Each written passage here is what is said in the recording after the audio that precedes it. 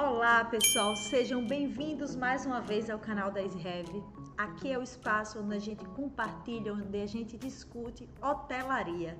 Meu nome é Gabriela Freire e há 10 anos a gente ajuda hotéis a vender mais e melhor através de inteligência em dados.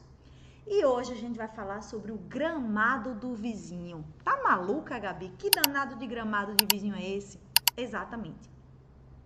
É muito comum a gente ouvir de hotéis e pousadas, sempre chega na mesa de discussão quando a gente fala sobre precificação, a referência do preço dos concorrentes. E sinceramente, pessoal, o preço do concorrente não é a melhor referência sobre precificação. Tem uma frase que a gente diz na EasyHev que é assim: se você não sabe precificar seu próprio hotel, quem disse que o vizinho sabe? Faz a gente pensar um pouquinho, né? Eu vou começar esse vídeo contando uma história muito legal. Aconteceu comigo.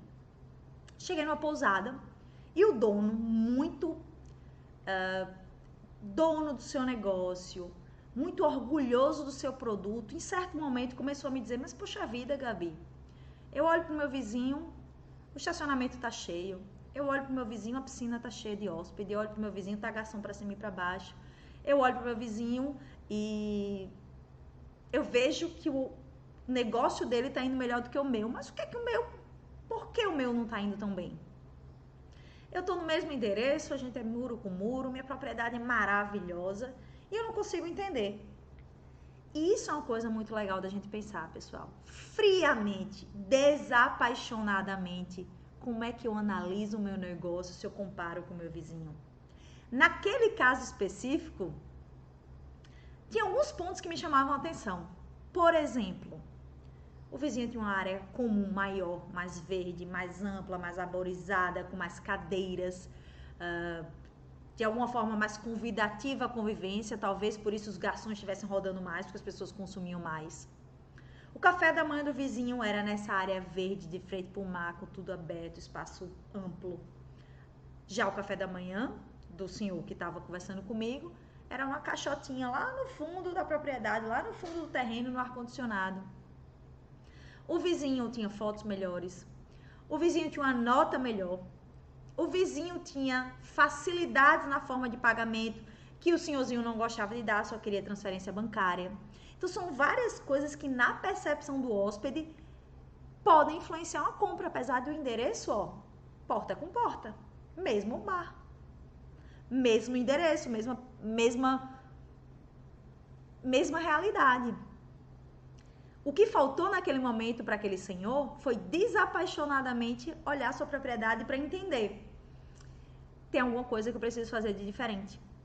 Talvez eu não possa acompanhar o preço dele, talvez eu não possa colocar o mesmo preço que ele, porque entre nós dois ele tem essas vantagens que está pesando mais na visão do hóspede. Então, o primeiro ponto que eu digo para vocês é: que diferenciais vocês têm? Realmente o seu preço deve ser maior do que o seu vizinho, sim ou não? E pode ser que em algum momento seu preço que deve ser maior pode ficar um pouquinho mais abaixo, não tem problema. Ou o seu preço pode ficar muito mais alto que o seu vizinho. Por quê, pessoal? Porque tudo depende da sua realidade. Você pode até achar que o vizinho está muito bem, mas você não sabe de fato se ele está muito bem. Porque ocupação, pessoal, necessariamente não significa um negócio saudável.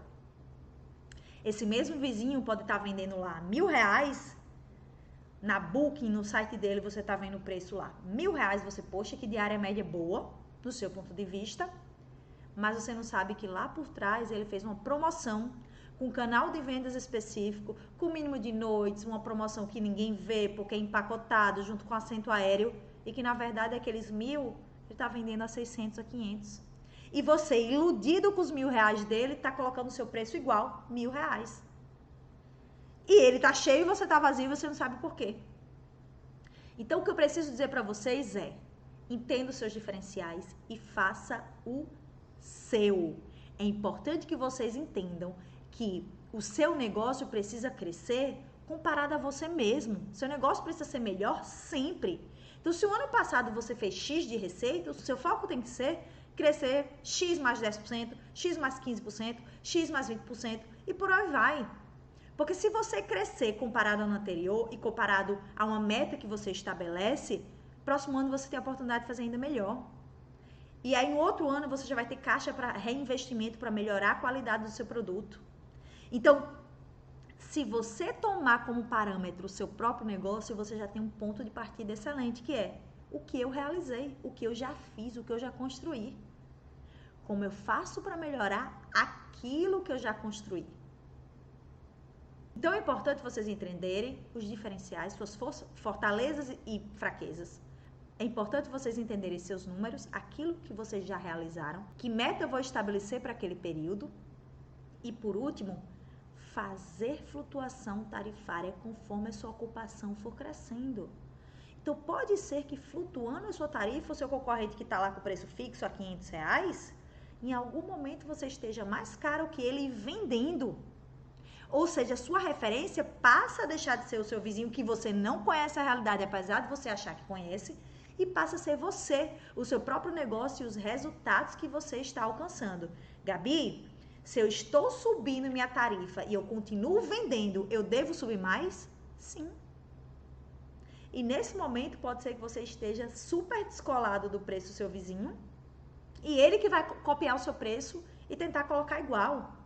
Mas você não está olhando para ele, você está olhando para o seu. Ah, Gabi, mas esse é o cenário perfeito. Você nunca olha para o preço do vizinho? Eu olho. Quer que eu diga a real? A gente olha o preço do vizinho. Claro que a gente olha o preço do vizinho. A gente cria uma estratégia tarifária para o hotel. A gente acompanha essas vendas, a gente acompanha essa flutuação tarifária. Isso é fácil dentro dos nossos sistemas. E quando vai chegando a data de check-in, ou seja, a gente está se aproximando da data e ficou algum espacinho por vender, algum buraco na ocupação, alguma data que não vendeu tão bem assim, aí eu olho para o preço do vizinho. O preço do vizinho vai ser importante na venda last minute. O preço do vizinho vai ser importante quando eu tenho ali poucos quartos para vender. Mas não é o preço do vizinho que monta a minha estratégia. Não é. E eu ainda digo mais uma cerejinha nesse bolo. Muitas vezes os hotéis olham para o vizinho porque olham aquele negócio como referência, como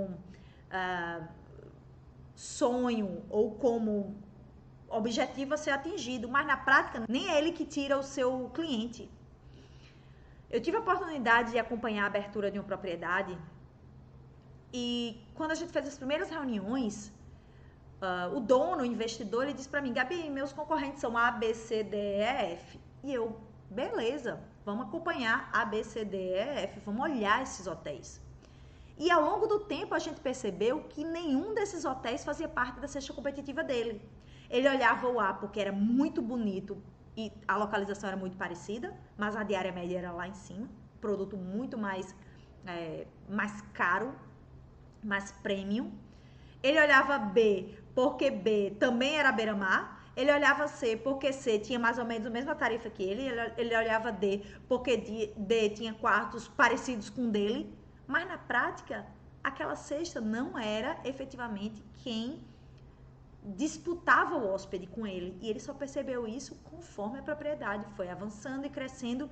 E ele foi conversando com os hóspedes, entendendo, acompanhando a Booking, acompanhando o painel de classificação da Booking, acompanhando as sugestões que a Decolar dava por e-mail. Ele começou a entender, puxa vida, se essas OTAs que tem inteligência, expertise e dado para fazer sugestão de venda para o hóspede, tá me sugerindo uma coisa que até então não tinha levado em consideração, deve ter alguma lógica por trás.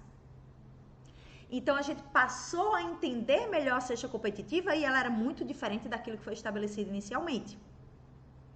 Então, pessoal, novamente, olhem para o seu vizinho, olhe, mas não deixe o seu vizinho definir sua estratégia tarifária. Quem define ela é você, baseado nos seus números, nos seus objetivos. Olhe para o seu vizinho quando fizer sentido, em cima da hora, para vender os últimos quartos. E suba a sua tarifa conforme a sua ocupação vai subindo. E provavelmente você vai estar completamente descolado do preço do vizinho. Eu conheço destinos que mudaram a realidade porque aquela propriedade, referência do destino, começou a flutuar a tarifa. Vamos lá, para a prática. Se eu tenho 10 propriedades no destino, sendo que uma é muito conhecida, Você concorda comigo que essa unha muito conhecida acaba balizando o preço dos concorrentes? Todo mundo está olhando o preço do vizinho. Quando essa propriedade começa a fazer flutuação tarifária, ela começa a mexer muito no preço dela. E se essas outras propriedades menores acompanharem esses preços, você tem um crescimento do preço do destino. Ou seja, uma propriedade só, fazendo de forma bem feita a gestão de tarifas do seu negócio, pode fazer um destino crescer. Imagina se várias propriedades fazem isso juntas. Imagina se várias propriedades resolvem investir em conhecimento, em sistemas e ferramentas que ajudem ela a entender suas tarifas e mexam nessas tarifas de forma mais inteligente, de forma mais eficiente, de forma a aumentar sua rentabilidade. Olha o tamanho do potencial que a gente tem, pessoal. A gente não está aqui compartilhando conhecimento de graça, não. Todo mundo ganha com isso. A oportunidade é gigantesca. E aí, vamos com a gente nisso? Comenta aqui embaixo se vocês gostaram do conteúdo. Comenta como é a realidade do seu destino. Manda pra gente sugestões de novos vídeos. Clica no sininho para acompanhar, para ser avisado quando a gente estiver publicando novos vídeos. Acompanha o nosso canal, se inscreve, porque a gente não vai parar. Vamos continuar aqui compartilhando conhecimento com você. Combinado? Até a próxima!